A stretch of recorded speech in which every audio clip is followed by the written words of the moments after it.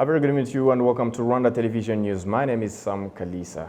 Tourists find that the fact that almost tourism operators have been vaccinated against COVID-19 is a sign that Rwanda is committed to safe reopening and ensuring the safety of everyone, including the visitors. Sector players say that such is a boost to the resumption of tourism and hospitality sector that has been greatly affected by the COVID-19 pandemic. Ethan Tashobia kickstarts tonight's bulletin with this report. Rwanda has so far vaccinated 90% of the total number of tourist service providers, according to official figures. Some of the people that visit the country say that this shows the country's commitment to ensure a safe environment for tourists. C'est un respect envers les clients. It is being respectful to customers because it gives us confidence. I'm not vaccinated, but I'll get my first jab on Sunday, and I know very well that it is a good thing to do. Many don't believe it, but I guess it is ignorance. Getting the vaccine is protecting yourself and others. Donc c'est égoïste, je trouve, de ne pas se faire vacciner. I'm here in Rwanda since 2 days, and I understand that a lot of Rwandans that are in the tourism sector are vaccinated, and I feel like it's important. I am also vaccinated, and I feel like it's important to keep living because and to travel, so it's important mainly for the tourism sector, I think. Hospitality and tourism operators testify that most of the sector employees have been vaccinated in Rwanda. They believe that this gives them more opportunities to do their job without worrying about getting infected with the virus. Among the first discussions we exchange with our clients is whether the vaccines have arrived in the country. When you tell them that you are already vaccinated, they are happy and they feel safe. They are curious to know the kind of vaccines that the country has and which one you have already received. I received Pfizer vaccine and I'm fully vaccinated. I feel very comfortable coming to work. I feel very comfortable for interacting with the employees. The employees were very grateful, and we feel comfortable welcoming local and international guests to the hotel. Business is a lot better than it was last year, but it's not even close to 2019. But you see there's more travelers coming. Now again, we have that basketball tournament. We expect quite a few customers coming for that. So it's not as good as we wish it to be, but it is picking up. It is getting, every month it's getting a little bit better. The head of the Tourism Regulation Department at the Rwanda Development Board, Emmanuel Nsabimana, says that more than 90% of the employees that work in 4 to 5-star hotels, plus those that work in restaurants that receive international visitors, have been vaccinated. So bring confidence, actually, to the people who are traveling to Rwanda. Obviously, this is a gateway to the people coming to Rwanda. Anyone who comes in Rwanda would obviously pass through a hotel. You know, there's also this policy of designated hotels. So there is chances that interaction of, various diversity of people will happen in hotels and restaurants than any other sectors. So therefore, they are put at risk by serving, various people, and therefore they need to be protected and also give confidence to the people who are coming to get their services. In addition to being vaccinated, every week the staff of these hotels and restaurants are tested for COVID-19 to know their health status, and tourists are tested before progressing with their tourism activities. Reporting for RwandaTV News, Ethan Tashobia. Thank you, Ethan Tashobia. Still to health matters, the Ministry of Health has announced that 200,000 vaccines donated by China to Rwanda will be used to vaccinate those in 8 districts with the highest rates of COVID-19 infection. Innocent Mogabo has the report.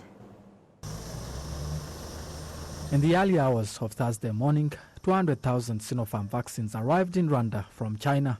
Chinese ambassador to Rwanda, Rao Honghui, says that the vaccine donation to Rwanda strengthens relationship between the two countries and the willingness to collectively fight the COVID-19 pandemic.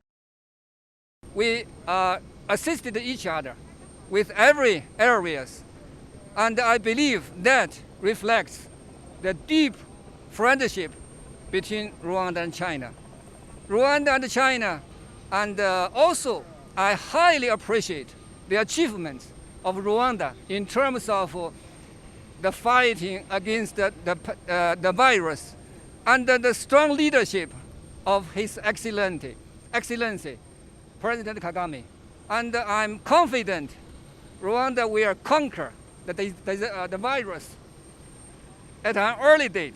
The Minister of Health, Dr. Ngamije Daniel, who received the vaccines on behalf of the government of Rwanda, praised China for its contribution to curbing the COVID-19 pandemic. He also reiterates the results of the cooperation of countries in the fight against the pandemic, as it is making it possible to access vaccines. Izi nkingo twiteguye kuzikoresha ndetse guhera none.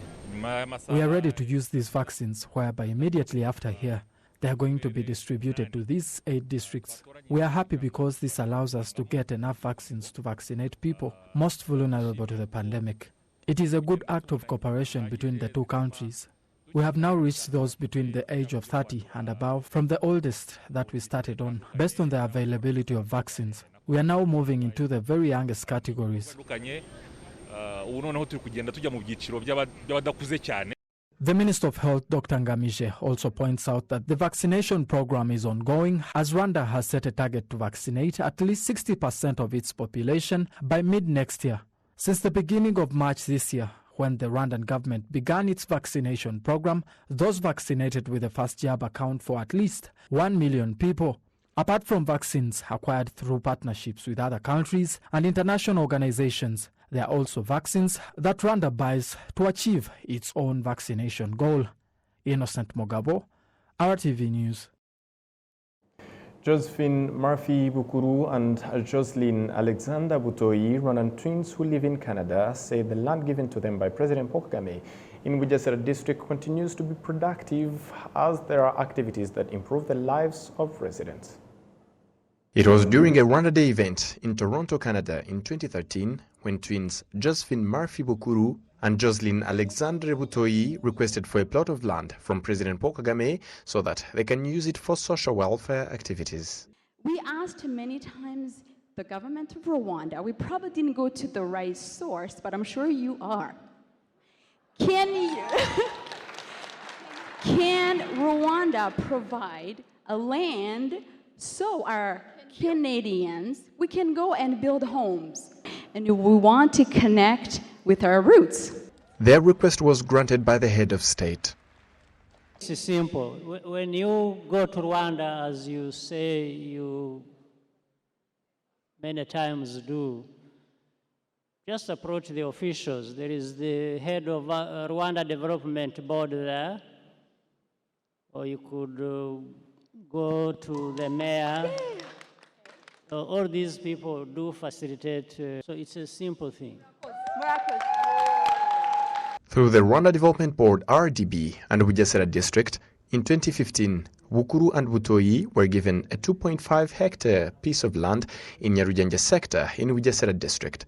Since 2017, the land has been put to use, where, among others, an early childhood development center was built, and it currently accommodates 87 children. The center opened during the 2021-2022 academic year. Butoi and Bukuru founded the Shelter Them Foundation, currently led by Jules Hijiro. He says the center receives and takes care of children free of charge, providing them with equipment they need.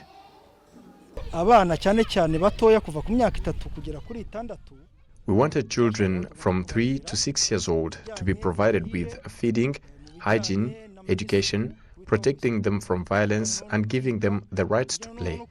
This helps their brain to grow well and faster, and they're able to use their brain when they're still young. On the side of parents whose children are part of the ECD in Nyarugenge sector, they're happy with the education their children receive. My child now speaks and sings in English. They also learn mathematics in both English and Kinyarwanda. They also feed them and provide them with equipment like books, pens, shoes, and uniforms. So the future of our children is bright. The fact that my child studies well will help them grow and develop. They will continue to secondary schools and higher learning institutions. For example, if he turns to be a doctor, it will be beneficial to me, him, and many other people. The activities initiated by Bukuru and Butoi have provided employment to people of needy families in Bugesera district. Paying the school fees and health insurance for my children was a problem. I'm now employed and I get paid every month. My children are now happy. I now get money to cater for my needs. Josephine Murphy Bukuru and Jocelyn Alexandre Butoyi are very grateful to the President of the Republic for valuing and granting their request, adding that they will continue to play their role in developing their motherland. So we just really want to extend our gratitude to the government of Rwanda, especially His Excellency Paul Kagame, the president who gave us the land through RDB when he visited. We are building Rwanda. We're building this community in Bugesera. That land, as of last year, we built 5 homes, and families were moving in, learn, they play, and this is really a holistic approach for a child's development. We're so happy to see them every time we get the reports cards from them. It's incredible. And again, like Shelter Them's focus, it's education and capacity building from all the Rwandans who are holding hands with us to rebuild our country. So thank you so much. In addition to constructing homes for needy families, part of this unbuilt land is now being used by 2 of the cooperatives of the needy community in Bugesera district, where they carry out agriculture. Josephine Murphy Bukuru and Jocelyn Alexandre Butoyi were born in 1977. They have been living in Canada since 1996. Moving ahead, that Rwanda hoteliers are requesting that the government be the mediator, as many incurred losses due to the COVID-19 pandemic, leaving them unable to repay their bank loans, whereby some of their properties have even started being auctioned off. Innocent Mugabo has more. Investors with a 4-year-old hotel building in Kigali City. 50% of the money he built the property is a bank loan.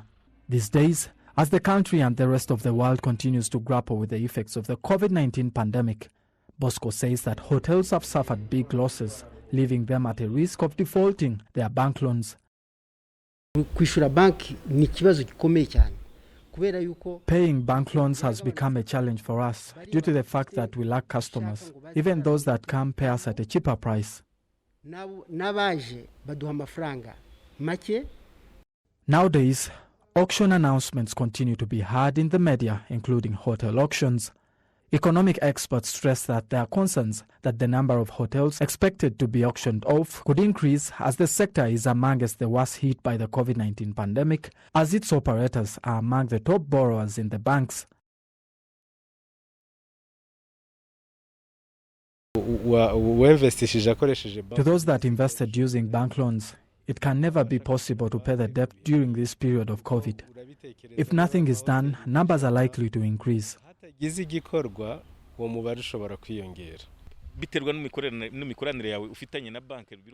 It all depends on how you work with the bank that gave you the loan.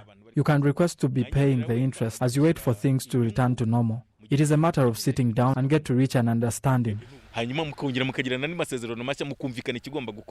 Last year, 100 billion Rwandan francs Economic Recovery Fund was set up, with 50% of hotels allocated to it, where the recipient indicates at least 30% of his or her losses and is entitled to a 35% bank loan repayment.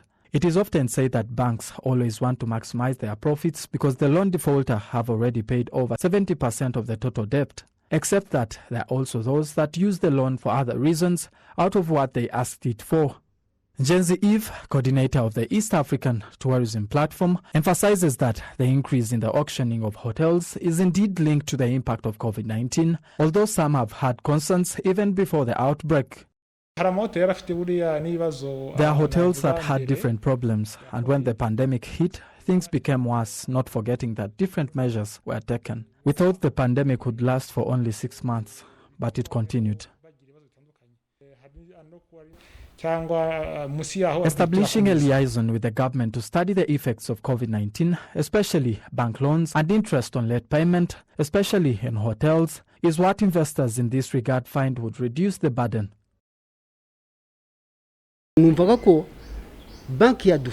that the government should intervene. We sit with the banks and reach an understanding. Otherwise, we are unhappy with the situation. We are not working at the same time on pressure because of the banks. We are confused. Although tourism is open in Rwanda, the number of tourists does not reach the same level as before the COVID-19 pandemic, because statistics show that the sector has earned about $500 million in 2019 and $121 million in 2020. The government has recently confirmed that it is going to add $350 billion to the Economic Recovery Fund, as in general, institutions have indicated that they need more support. Innocent Mugabo, RTV News. Thank you, Innocent. Now moving ahead, 2,500 Rwandan youth, both local residents and Rwandan diaspora, yesterday completed an online national civic education training, also known as Itorero, for Rwandan youth living abroad and the ones in Rwanda called Indahangarwa. This session of Itorero, which was held virtually due to COVID-19 pandemic, aims to equip Rwandan youth with Rwandan cultural values. Itorero Indahangarwa is a platform for protecting Ubutore values to Rwandan youth living abroad and the ones in Rwanda. Joining us on Skype this evening is Yuzeld Mukanabana, one of the participants of Itorero from Canada. Yuzeld, thank you very much for joining us this evening. Hi, thank you so much for having me on. Let me start by asking to you and many others, how impactful was this civic training? Well, first I want to thank the Commission of Itorero for giving us such an opportunity, and for all the speakers that came for the class. But the impact is it reinforced my sense of belonging, my history, my understanding of the culture and the values that we hold as Rwandans. And it was an utmost honor to be able to do Itorero this year. And I'm so thankful that it was possible to even be able to do it, even though it's pandemic and I'm doing it from, I'm actually in New York City, so I'm really happy I was able to do that. All right. What were the main valuable lessons you learned through this civic training as we conclude this short interview? The most important part was the reinforcement that as a nation, we have strong held the values and a culture that's always been present. And I see that as we have rebuilt the past 28 years, we have been able to use our own culture and our own value to be as great as we are today. So it just made me feel close to my culture and reinforce even more my sense of pride as a Rwandan person, even if I live far away. All right. Yuzeld Mukanabana, let me thank you very much for your time. Thank you so much for having me on. Be safe there. And of course, moving ahead, the Minister of Local Government, Gatabazi Jean-Marie Vianney, this Thursday urged journalists working in Rwanda to always be professional and prioritize patriotic values. This was during a training for Francophonie journalists operating in Rwanda, which took place in Kigali. Jen Mutoni with the report. These journalists are being trained in technology because nowadays it is faster to exchange information online and easy to access it as well. Sylvère Henry Cissé, a Frenchman who has been in the media for 35 years, says that the training helps in overcoming professional challenges in this era of fake news. Accuracy is more important than being the first to publish. One should always aim to tell the truth of what really happened. Just like the president of Rwanda once said, the truth always stays the same. It's important to first collect all information in order to report or publish facts. À sa construction et à sa diffusion pour qu'elle soit perçue dans toute sa réalité. After 27 years since the 1994 genocide against the Tutsi, Rwanda has significantly developed. Minister of Local Government Jean-Marie Vianney Gatabazi urges the media to play their role in supporting Rwanda's development agenda. All I ask from journalists is to always be mindful in their profession and to be patriots and work professionally while prioritizing or promoting unity, reconciliation, the country's development and its security. Secondly, be aware of those that publish wrong information influenced by the enemies of the country.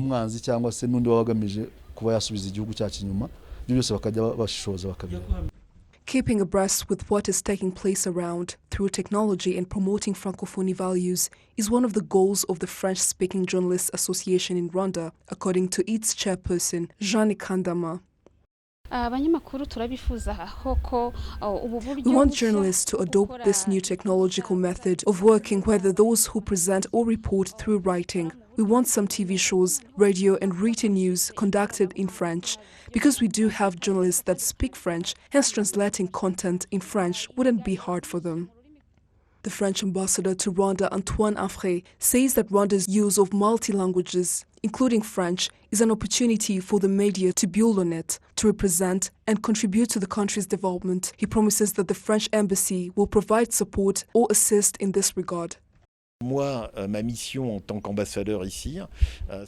My duty here as an ambassador is to implement the agenda during our president's visit to Rwanda and to ensure that all projects related to development, Francophonie, education and health can be started and developed, as well as promoting economic cooperation. Rwanda is a country with security, hence suitable for investors, which is something we have to show the French investors. Donc ça, c'est quelque chose qu'il faut faire savoir aux opérateurs économiques français. The French-speaking Journalists Association started in Rwanda when Louise Mushikiwabo was elected as Secretary General of OIF in 2018. Jane Mutoni, RTV News. Thank you, Jane. British High Commissioner to Rwanda, Omar Dayel, has announced that the Commonwealth Heads of State and Government meeting at Chogam is likely to take place mid-next year. He made the remarks in a press conference held this Thursday at his residence in Kigali. The press focused on a range of topics, including his efforts to improve bilateral relations between Rwanda and the UK, trade cooperation, among others. In an interview with RBA on the sidelines of the press conference, Ambassador Omar Dayel also opened up on the issue of Rwandans being on the red list of the countries not allowed to enter the UK due to the COVID-19 pandemic, the issue of Rwandan genocide fugitives living freely in the UK, and he outlined trade, governance and tackling climate change among key priorities during his tour of duty. There are areas that I think we should work more closely on, and we are working very closely on. The first one of those is education, just because I think it's such a fundamental bedrock of how an economy grows, how a country progresses. I have seen personally how much difference education makes to a family, to a country. My own father got a scholarship to study in the UK. I saw what a difference that made to his life, his family's life. So we're really proud to work closely with the education sector here.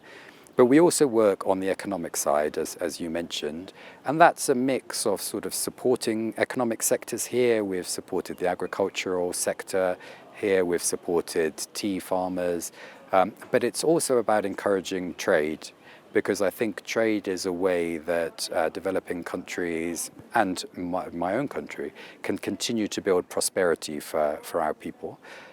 So I would like to see more trade between the UK and Rwanda, but I'd also like to see more trade within the region, and I think we're seeing progress there, but there's more that we can do.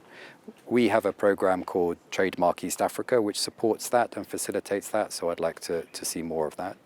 And then the other priority at the moment is climate. We're coming up to a COP26 summit in Glasgow in the UK, and we work very closely with Rwanda on how do we prepare for, deal with and respond to the crisis that we're facing with the climate. So that's a very strong partnership too. And then finally, I just mentioned the Commonwealth Summit, where we're hoping that it will happen early next year. I think it's a really important event. And it will be a really important chance for Rwanda to shine. We know that Rwanda can host events very well, so I'm looking forward to seeing that. But it's also a chance to collectively celebrate our shared Commonwealth values of human rights, good governance and openness. So I'm really looking forward to seeing the Commonwealth Summit next year. It's been postponed twice already. What is this certainty of having it this time around? And looking through your discussions, do you think that it will happen next year? Yeah, it was very disappointing, particularly this year, because I know that we had got so close. The Rwandan government had done so much work to prepare for it, and I think we were really ready for a very good summit. But I also think it was the right decision to postpone it, because if we get together this strong family of nations, then I think we want to get together in person and try and have these discussions together. That wasn't possible earlier this year.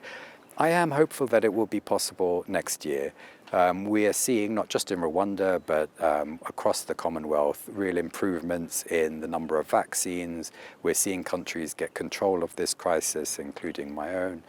And so I'm hopeful that we will be able to hold the summit, but that will be a decision for the government of Rwanda, and they will take the view of when they are ready to make that choice. And they will announce it. But I'm very hopeful that we will be able to host it, and we will be able to hold it in the first half of next year.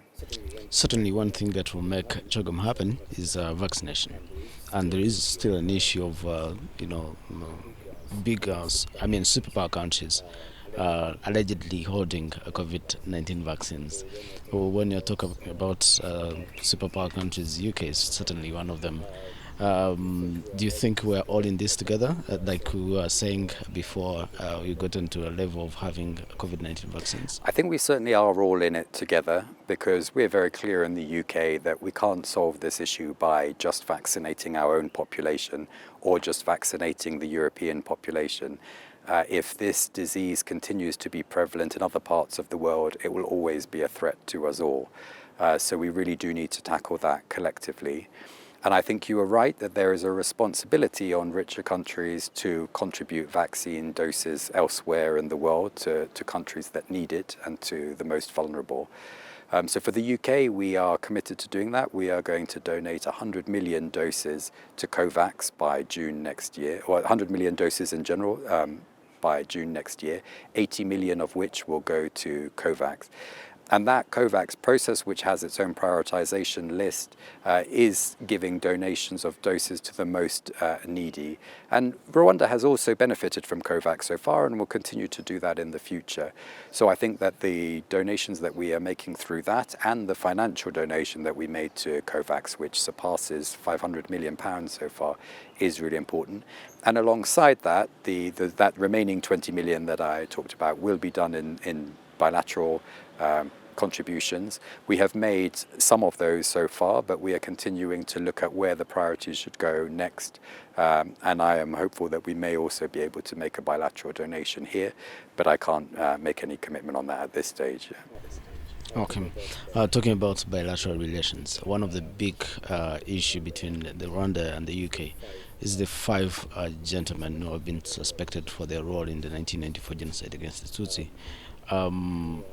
In your own understanding, why is this a delaying, taking time to happen, either extradite or even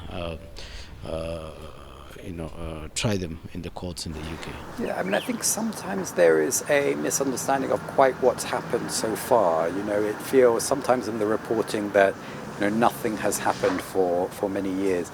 But obviously there have been cases, there have been appeals, there have been decisions. And so I know that it's very, very personal for a lot of people. They feel this issue very deeply.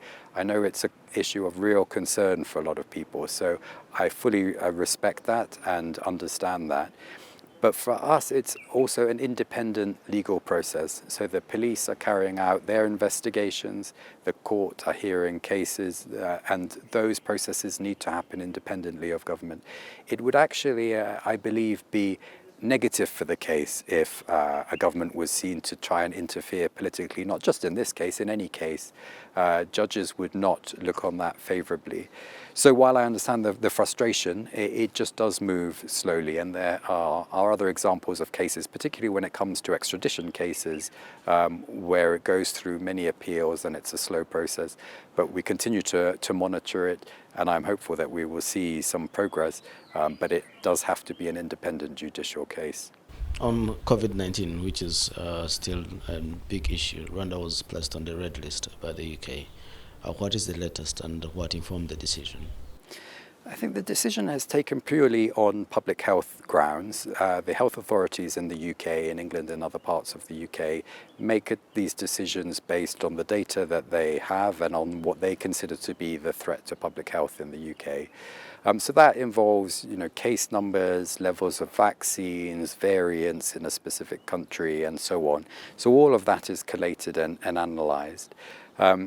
So that was the decision of how a country moves onto the red list. I think what we're seeing here is, some good data recently of reducing case numbers, of increasing vaccines, of wider testing that we're seeing here, which is all very positive. We continue to pass that information back to the UK to feed into this analysis.